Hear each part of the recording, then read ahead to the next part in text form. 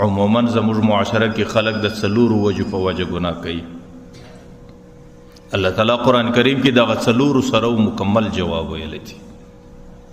کله کله سړی ګناه په دې نیت کوي چې یاره ما څوک نه ویني نو زه ګناه کوم، زه تنها یم، زه یوازې یم او د چا در نظر نه یم لاندې او څوک په ما خبر نه دی، نو ځکه زه ګناه کولی شم. د هغې جواب الله تعالی سورت وایي ان ربک لبالمرصاد، ستا رب تا ته په کمین کې ناست دی. مرصاد څه ته وایي؟ په دې ساراو کې خلک ښکار کوي چې کله ښکار دا خوا را روان دی دی توفک ورته کښېږدي چې په کم ساعت کې پر دې ښکار باندې ماشه را کښېکاږي، په دې وخت کې دی دې ښکار ته دومره متوجه چې دا د سترګو د وهلو موقع نه پیدا کوي. دغه کیفیت ته مرصاد ویل کېږي. زما او ستا رب ما او تا ته په دغه کیفیت کې ګوري.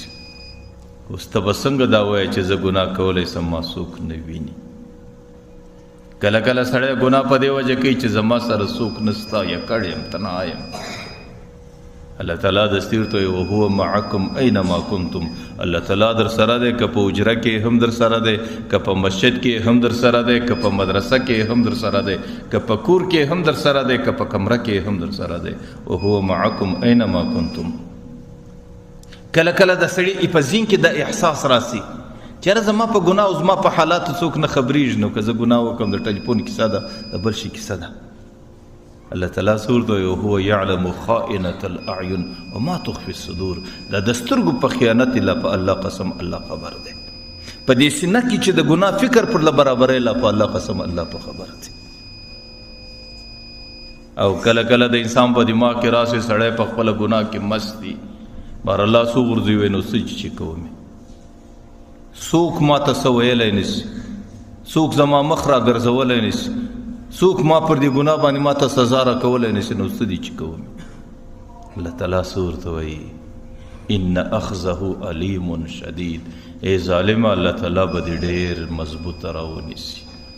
الله سورت وایي انی اعذبه لا اعذبه احد من العالمین، چې زما کوم عذاب خانه ده پر ګناه چې کومه قید خانه ما تا ته تیاره کړې ده هغې د دنیا غوندې قید خانه نه ده.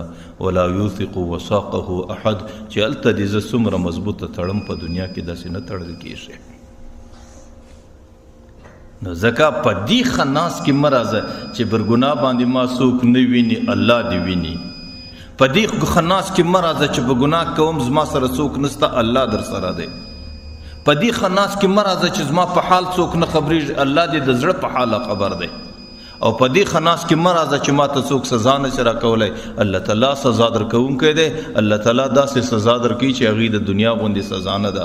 الله تعالی دې داسې مضبوطه تړي چې هغې په دنیا غوندې تړل نه دي. نو ځکه ګناه په دوکه کې مه راځه. نو ستاسو دپاره زهر قاتل دغه شی دی چې د ګناه څه به ځان ګورئ. د ټلیفون ګناه ده، د ټلیفونه څه به ځان ګورئ.